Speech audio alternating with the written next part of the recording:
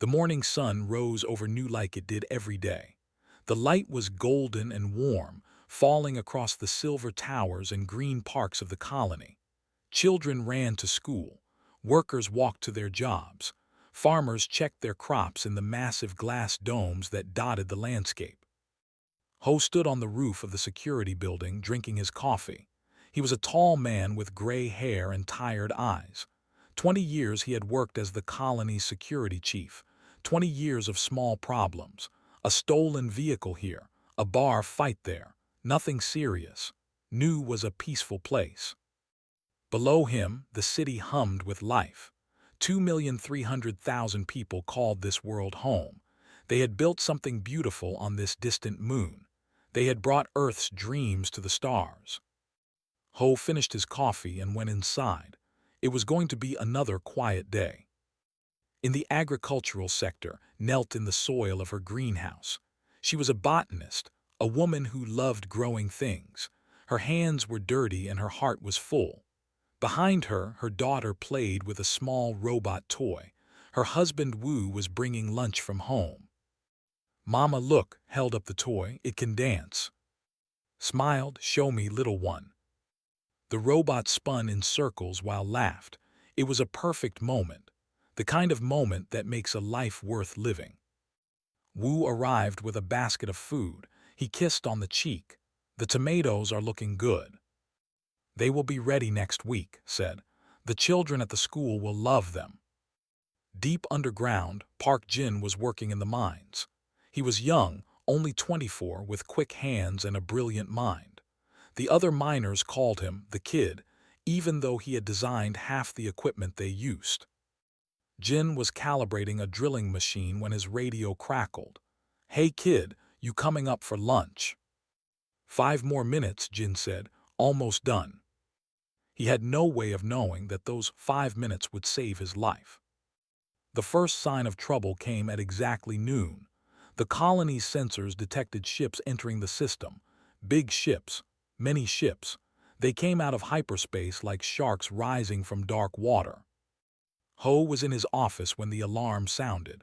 Red lights flashed, screens filled with warnings. He ran to the command center and felt his blood turn cold. 47 warships. They were massive, covered in strange symbols. They did not respond to any communication. They simply moved toward the planet in perfect formation. "Who are they?" someone asked. Nobody knew. High Commander stood on the bridge of his flagship and looked at the small world below. He was tall for a Veeler, with pale blue skin and eyes like black glass. His people had ruled 100 systems for 10,000 years. They were old. They were proud. They did not share space with lesser species. The humans had spread too far. They had built their ugly little colonies too close to Veeler territory. The council had decided it was time to send a message. Felt nothing as he gave the order.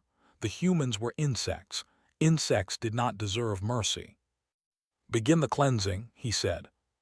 The sky above New turned white. Plasma fire rained from orbit.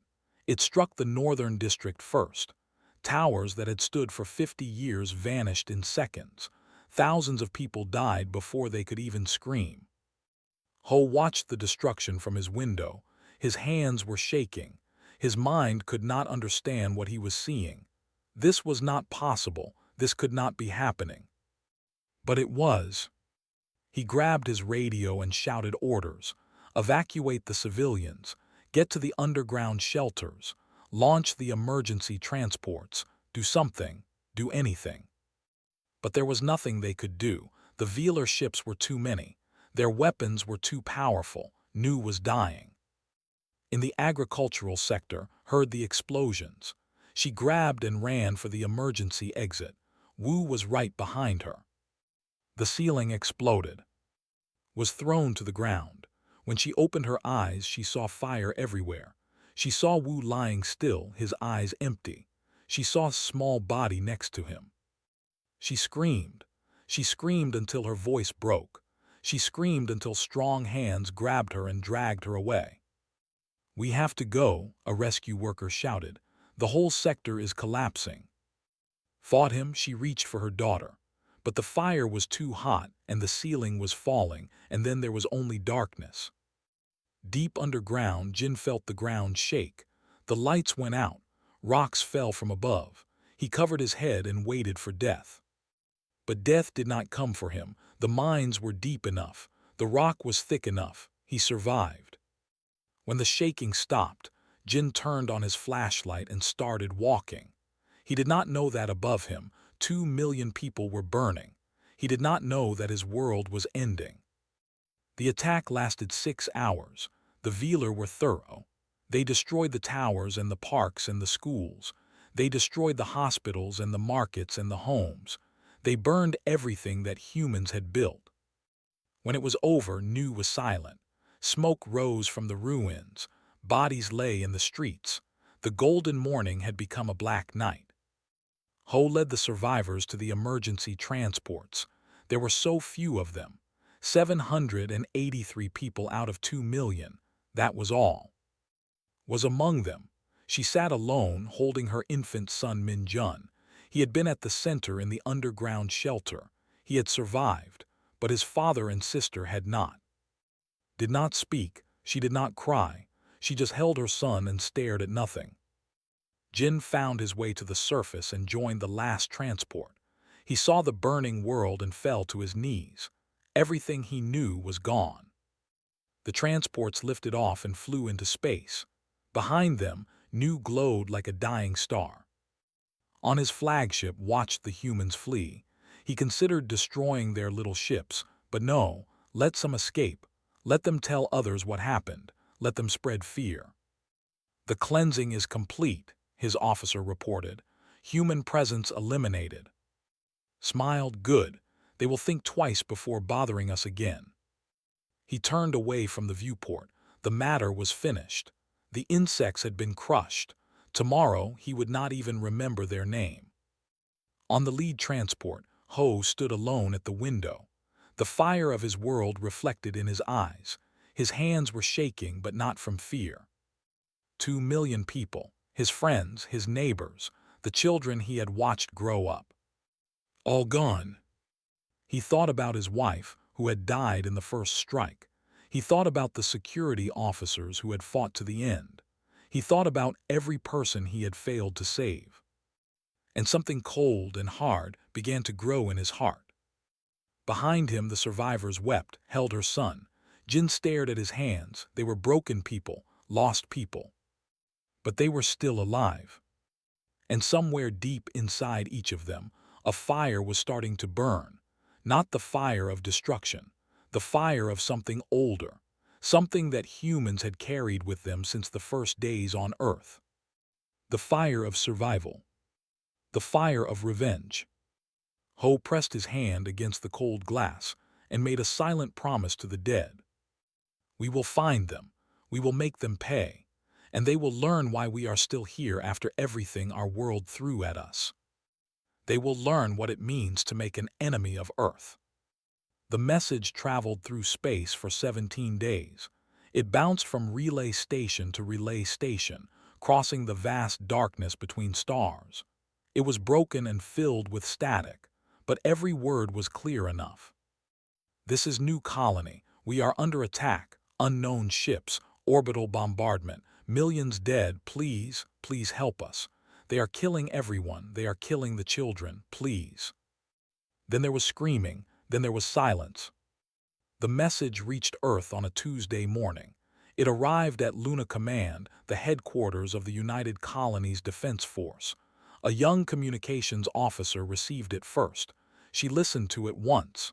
Then she listened again. Then she began to cry. Within an hour, every admiral and general in human space had heard the recording. Admiral sat in her office and listened to the message 3 times.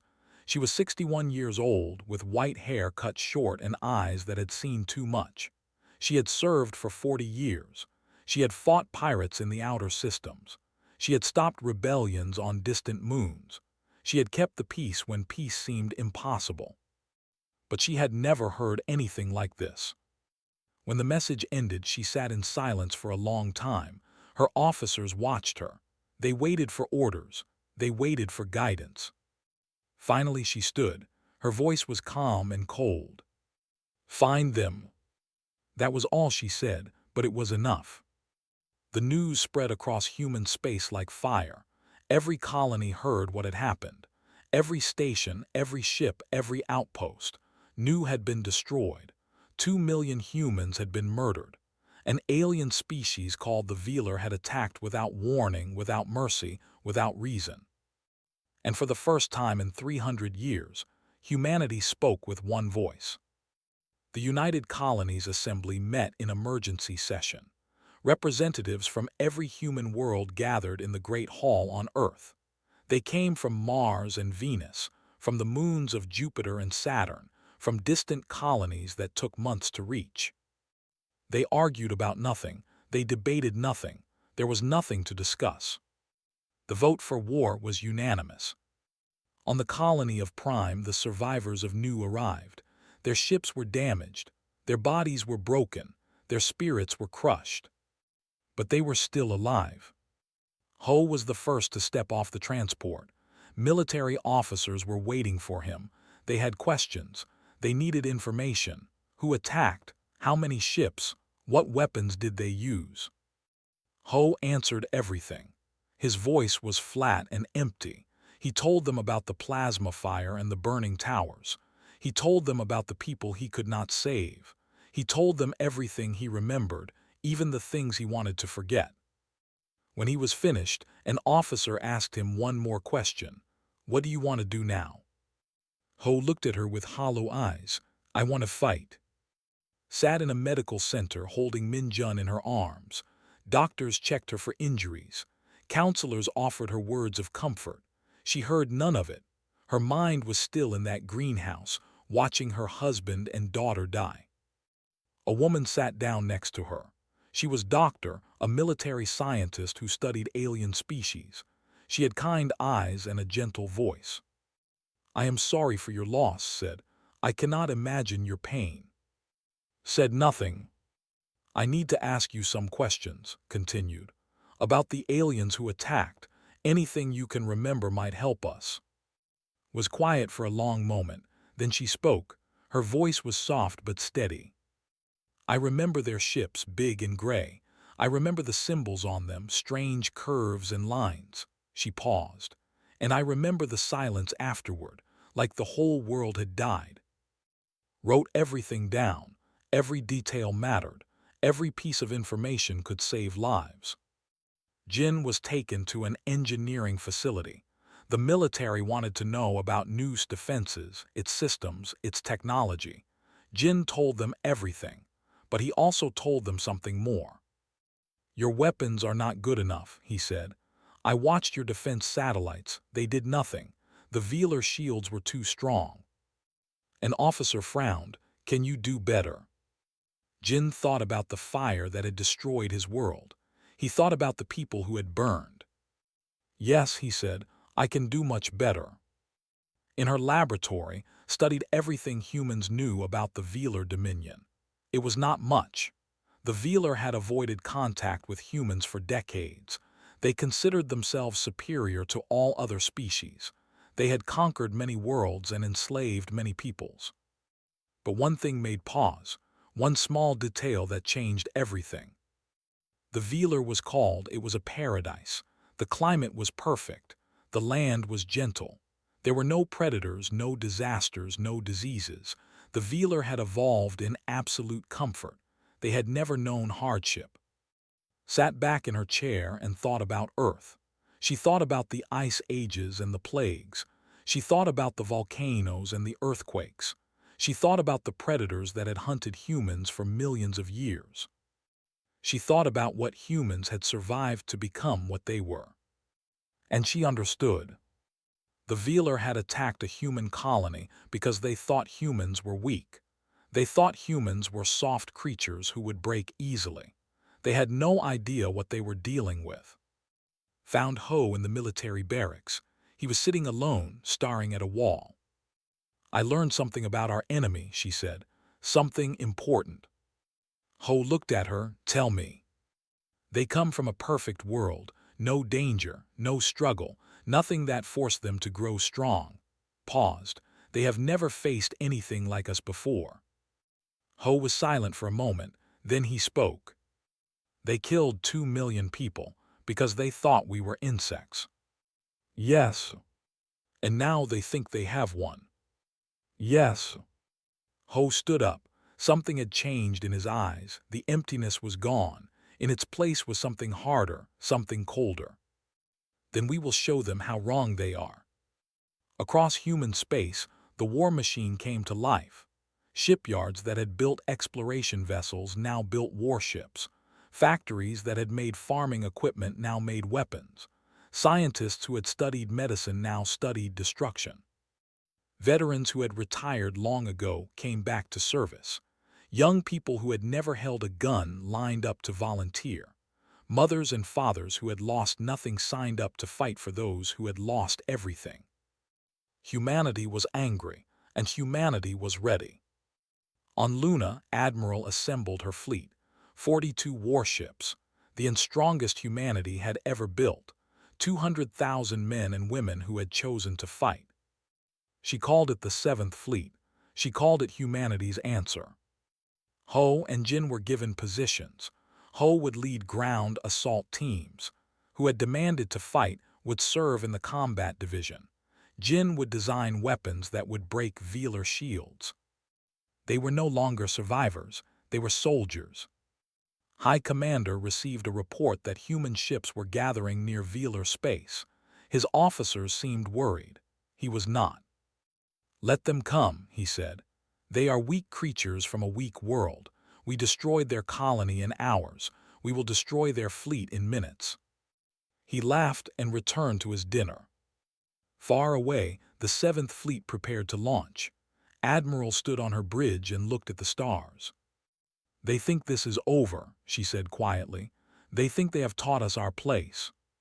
She turned to her officers. We are going to teach them what happens when you hurt our people. We are going to teach them why we survived a world that tried to kill us every single day. We are going to teach them the lesson that Earth taught us. She paused. Never give up. Never stop fighting. Never let an enemy think they can strike at us without consequence. The fleet engines powered up.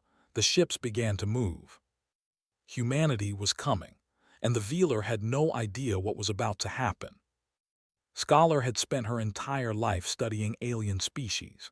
She was one of the greatest minds in the Velar Dominion, a scientist who had written hundreds of papers about the creatures that lived among the stars. She had studied the gentle beings of the Mora system. She had documented the slow, peaceful lives of the. She had classified dozens of species as harmless, primitive, or inferior. Now the High Council had given her a new task: study the humans, find their weaknesses, help the military destroy them completely. It should have been simple work. The humans were obviously a young and foolish species. They had been in space for only a few centuries. They were small and soft and fragile. How hard could it be? Began her research on a quiet morning. She gathered human broadcasts, ship logs, scientific data, and historical records. She expected to find a boring little species from a boring little world. What she found was a nightmare. The first file was a galactic survey of the human. The planet was called Earth. Read the classification and felt her blood turn cold. Class 12. She had never seen that classification before. She did not even know it existed. Were planets so dangerous that intelligent life should not be able to evolve there? Class 12 was the highest rating possible. It meant the planet was actively hostile to all forms of life. Open the detailed report. Each page was worse than the last. Earth was 70% covered in water. Not the calm, still pools of, but vast and violent oceans filled with predators. Massive creatures called sharks that could smell blood from miles away. Storms that crossed entire continents. Waves that crushed ships and swallowed cities. And this water fell from the sky. The humans called it rain. Sometimes it fell as frozen ice. Sometimes it came with electricity that could kill in an instant. Felt sick, but she kept reading. The planet had moving ground. The solid rock itself would shift and shake, destroying everything built upon it. Mountains would explode with fire and poison. Holes in the ground would release gas that killed anything nearby. The planet was trying to destroy itself, and the humans had evolved right in the middle of it. The atmosphere was filled with oxygen. Oxygen was a dangerous gas, used only in controlled industrial processes. Humans breathed it. They needed it to survive. Their blood carried it through their bodies. They had turned a poisonous gas into the source of their life. And their star, their sun, it was a violent yellow ball of fire that bathed the planet in radiation. The humans lived under that radiation every day. It changed their bodies and made them stronger. It would kill a Veeler in hours. But the worst part was the life on Earth. Looked at the images and felt true fear for the first time in her life. Creatures with hundreds of teeth, animals that crushed bone with their jaws, insects that swarmed by the billions, plants that produced poison, bacteria that could kill millions in days. Every living thing on Earth was fighting for survival. Every creature was a predator or prey. It was a world of endless war, where only the strongest could survive. And humans had not just survived, they had won. Found records of human history. They had started as weak, naked animals with no claws, no fangs, no armor. They should have been eaten by the predators that surrounded them. Instead, they learned to run. They chased their prey across vast distances, never stopping, never tiring, until the prey collapsed from exhaustion. They called it persistence hunting. They were the only species on their planet that could do it. They made tools, they used fire, they wore the skins of the animals they killed. They spread across every part of their planet, from the frozen ice lands to the burning deserts. Nothing could stop them, nothing could kill them. When predators threatened them, they killed the predators. When diseases swept through their population, they survived and grew stronger. When food ran out, they learned to grow their own. When their planet tried to destroy them, they built shelters and walls and cities. They domesticated wolves and turned them into loyal companions. They tamed fire and used it to cook food and forge metal. They split the very atoms of matter and released the power of suns. And when their planet was not enough, they reached for the stars. Put down the report. Her hands were trembling. She thought about the Veeler. Her people had evolved on a world of perfect peace. The temperature never changed. The ground never shook. There were no predators, no storms, no disasters. The Veeler had never known struggle. They had never known fear. They had conquered other species not because they were strong, but because the other species were weaker than even the gentle Veeler. They had never faced a real challenge. They had never fought a real enemy. Until now. Gathered her findings and requested a meeting with High Commander. He agreed to see her, though he seemed annoyed at the interruption. "What is it?" he asked. "I am busy planning the defense of our borders." Placed her reports on his desk. "Commander, I have completed my analysis of the humans. I believe we have made a terrible mistake." Laughed. "A mistake? We destroyed their colony in hours. They are nothing." "No," said, "they are everything. Look at this. Look at their world." She showed him the data, the classification, the predators, the disasters, the endless struggle for survival. Waved his hand. "So their planet is unpleasant. What does that matter? They are still just soft creatures of flesh." "Soft creatures who survived a world that should have killed them," said. "Soft creatures who hunted predators to extinction. Soft creatures who conquered every environment on their planet. They are not weak, Commander. They are the most dangerous species we have ever encountered." Smile faded slightly. "You are being dramatic." "I am being accurate," leaned forward. "You destroyed one of their colonies. You killed 2 million of their people. Do you know how they will respond? They will cower in fear. No, they will come for us, all of them, and they will not stop until we are destroyed." stood up, his face was hard. You forget yourself, scholar. The Velar have ruled these stars for 10,000 years.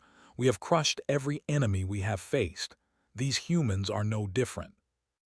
They are completely different, said.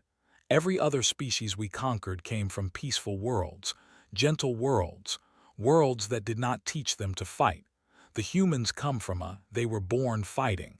It is in their blood, it is in their bones. She pointed to an image on the screen. It showed a human soldier from an ancient war standing in the ruins of a destroyed city. The human was wounded. Blood covered his face. One of his arms hung broken at his side. But he was still standing, still fighting, still alive. This is what they are, said. You did not destroy a colony, Commander. You attacked their children. You showed them that you are a threat to their survival, and now they will respond the only way they know how. And how is that?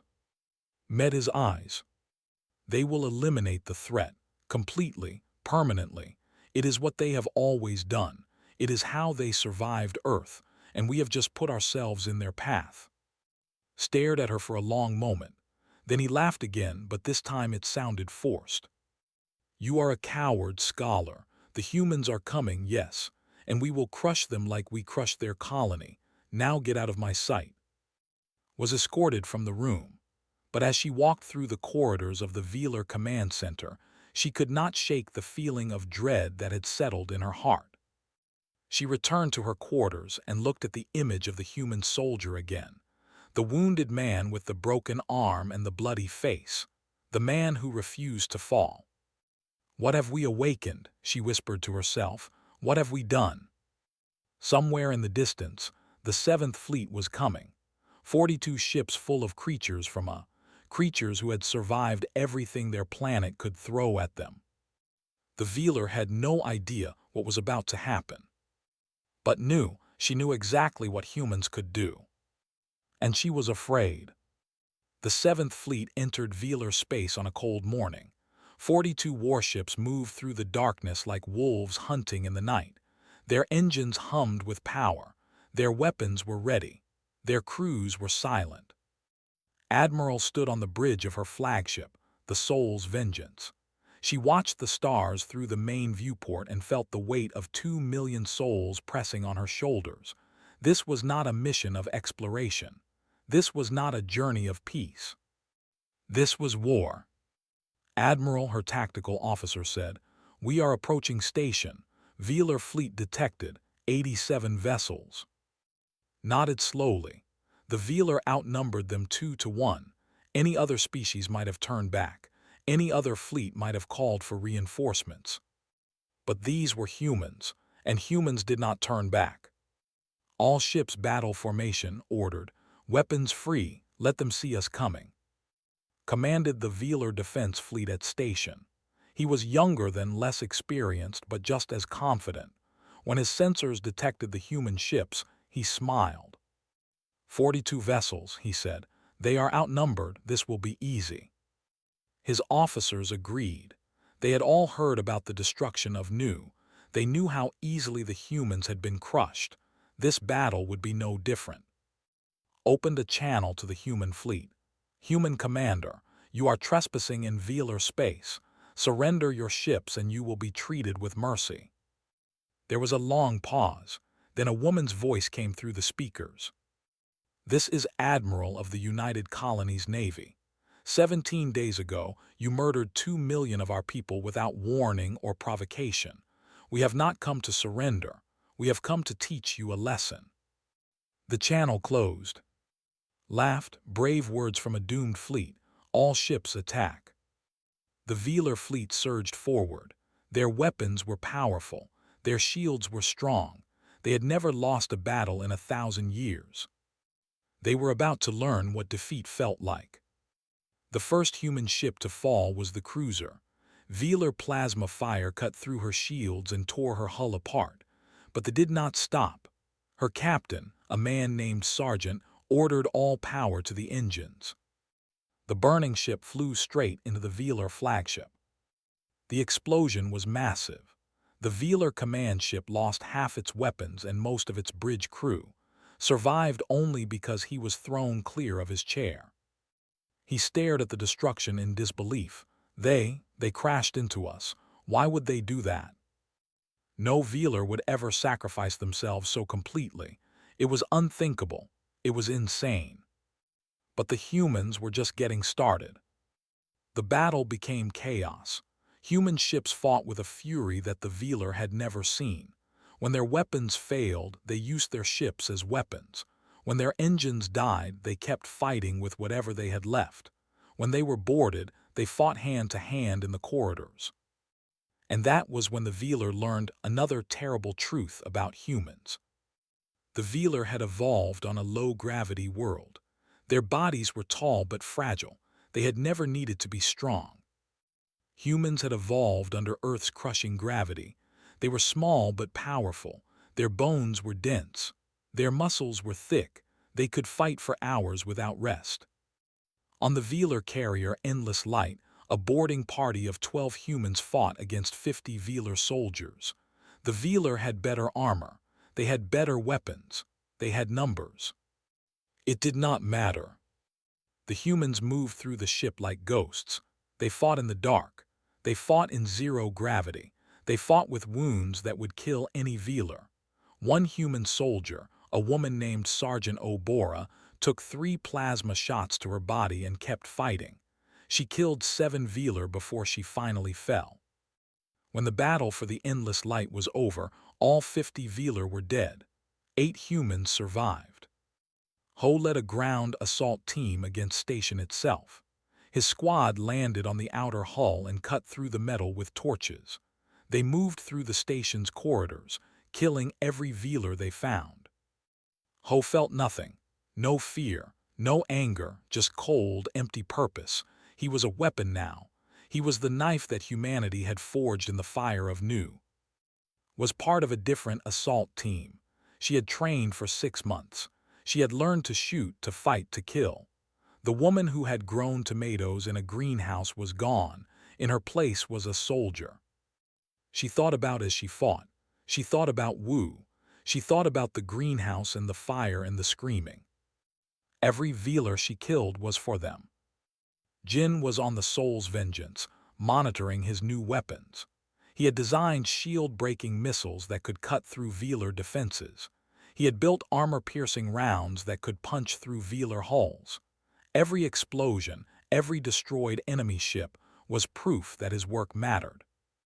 He watched the battle on his screens and felt something strange. Not joy, not satisfaction, just a grim sense of justice. This is for everyone who burned, he thought.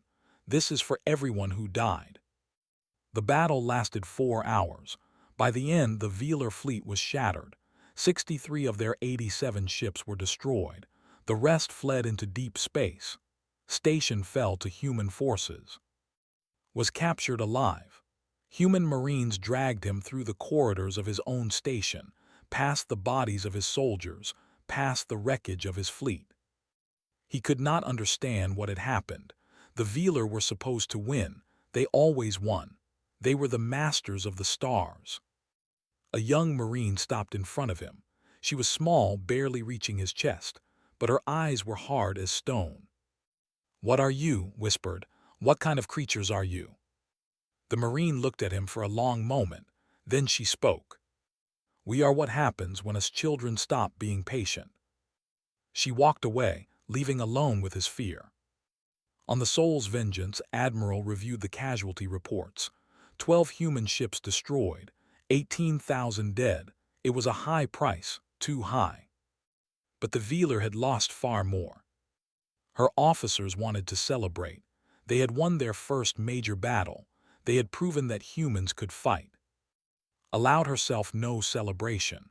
She looked at the names of the dead and felt the weight of each one. These were her people, her responsibility. "This is not vengeance yet," she said quietly. "This is just the beginning." Across the fleet, the survivors gathered their wounded and honored their dead. They had fought the first battle, but the war was far from over. The Veeler dominion was vast. There was still safe. High Commander was still alive. But something had changed. The Velar had learned that humans were not insects to be crushed. They were predators. They were survivors. They were the children of a. And they would not stop until justice was done. Ho stood on the observation deck of station, looking at the stars. Somewhere out there was the Velar. Somewhere out there was the creature who had ordered the destruction of Nu. He thought about his wife. He thought about his friends. He thought about the burning world he had left behind. "I am coming for you," he whispered to the darkness. "I am coming for all of you." Behind him, the human fleet regrouped. They repaired their ships. They cared for their wounded. They prepared for the next battle. The wolves had arrived, and they were hungry. The human advance was unstoppable. World after world fell to the Seventh Fleet. Station after station crumbled before the wolves of Earth. The Velar dominion, which had stood for 10,000 years, began to break apart. Species that the Velar had conquered rose up in rebellion. They had watched the humans fight. They had seen the mighty Velar run in fear. For the first time in centuries, they believed freedom was possible. The Velar Council was in chaos. Their admirals were dead or captured. Their fleets were scattered. Their empire was crumbling. High Commander refused to accept defeat. He gathered what remained of his forces and retreated to the Velar.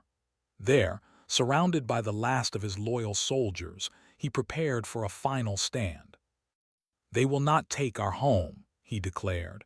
"They will break themselves against our defenses. This is where we will destroy them." But his officers were no longer certain. They had seen what humans could do. They had heard the stories from station. They knew that the creatures from there were not like any enemy they had faced before. Scholar stood before the Velar Council and begged them to surrender. She had spent months studying humanity. She knew them better than anyone. "Listen to me," she said. "The humans do not want to destroy us. They are not monsters. They are survivors. They fight because we threatened their people. If we surrender now, they will show mercy." An old council member shook his head. "How do you know this?" "Because I have studied their history," said. "They have fought countless wars among themselves, terrible wars, wars that killed millions, but they always stopped short of total destruction. They always chose peace when they could. They are capable of mercy, but only if we give them the chance." Laughed bitterly. "Mercy, they have come to destroy us. They have come to wipe our species from the stars." "No," said, "they have come for justice. There is a difference. If you force them to fight, they will destroy everything. But if you surrender, they will stop. They do not enjoy cruelty. It is simply efficient for them. They do what they must to survive, and then they move on." Slammed his fist on the table. "I will not surrender to insects." But other council members were beginning to listen. They had seen the reports. They knew that resistance was hopeless. Perhaps the scholar was right. Perhaps surrender was the only way to save their species. The debate continued as the human fleet approached. Admiral stood on the bridge of the Soul's Vengeance and looked at the Velar. It was beautiful. Blue oceans, green continents, white clouds. A paradise, just like the reports had said. Around her, every human warship that could fly had gathered. Over 100 vessels now. Reinforcements from every corner of human space. They had come to finish this. Ho was aboard the flagship, standing with the admiral. He had fought in every battle since station. He had killed more Velar than he could count. The rage that had burned in him since Nu had not faded.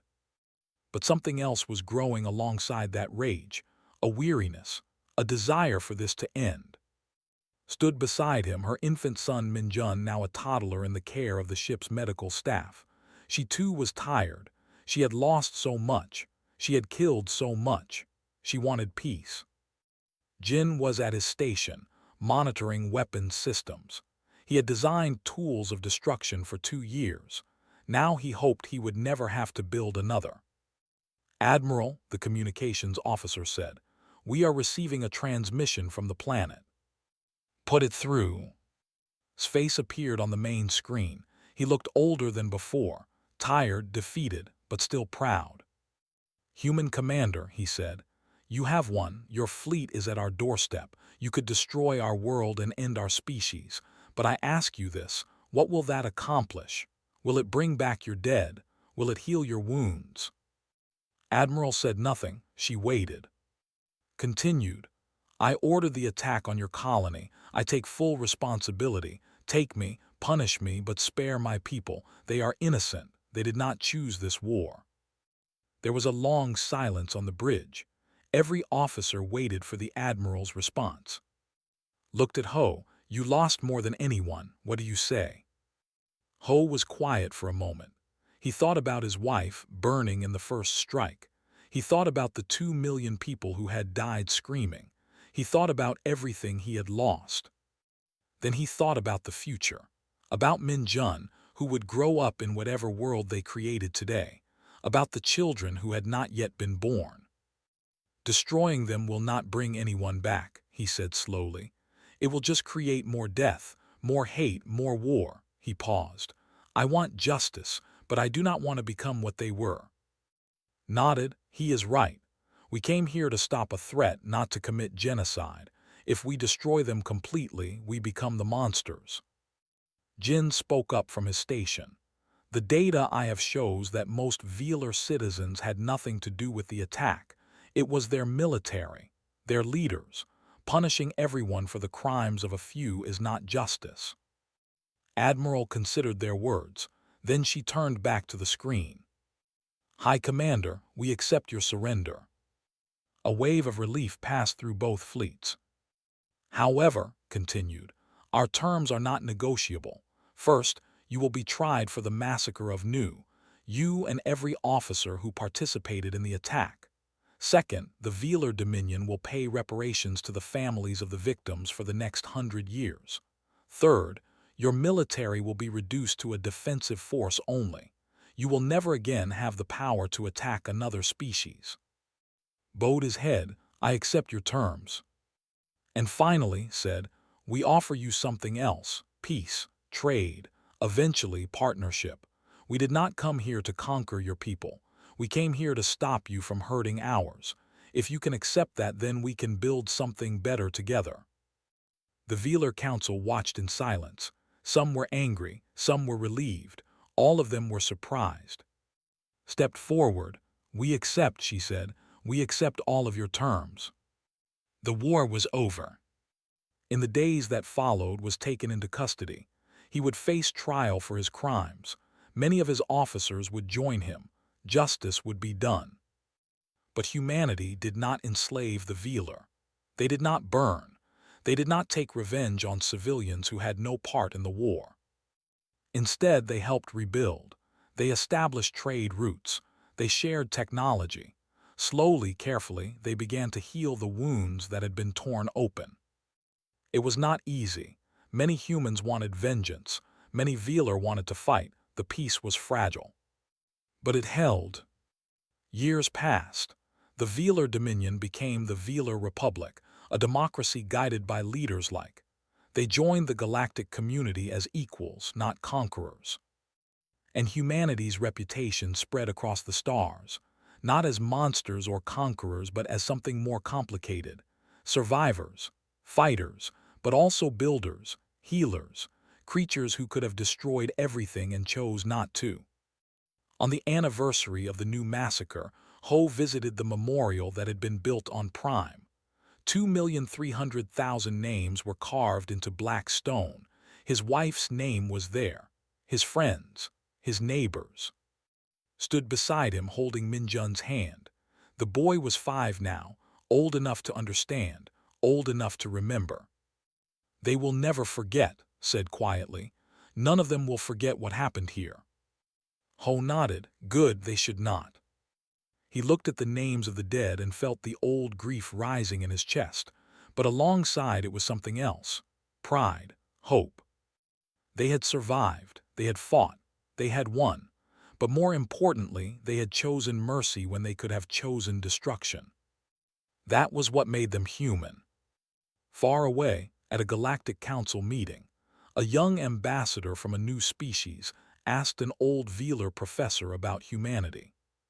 Why do the others treat humans with such respect? The ambassador asked. They seem so ordinary. The old professor, now aged and wise, looked at him with ancient eyes. They come from a world that should have killed them. It tried every single day for millions of years, and they did not just survive. They thrived. They loved. They built. They reached for the stars. She paused. And when we struck at their children, they reminded the galaxy why should never be underestimated. The young ambassador swallowed hard. Across the chamber, a human delegation entered. They were laughing, talking, joking with each other. They looked ordinary, unremarkable, just another species among many. But knew better. She had seen what they could do. She had watched them fight. She had watched them show mercy. She smiled to herself as she watched them pass. Ordinary, she thought. That is what makes them terrifying. They look ordinary. They act ordinary. And then their children are threatened and they become something else entirely. Something the galaxy will never forget. The humans took their seats at the council table, still laughing, still at peace. But deep in their eyes, deep in their blood, the fire of Earth still burned. The fire that had kept them alive through ice ages and plagues and predators. The fire that would never, ever go out.